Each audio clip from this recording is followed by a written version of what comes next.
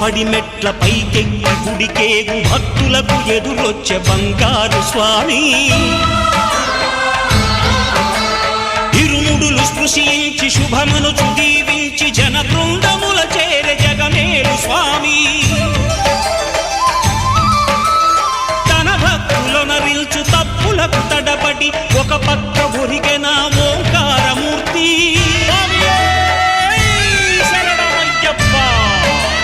స్వాములందరూ తనకు సాయము కాగా ధీమంతుడై లేచే ఆ కన్య స్వామి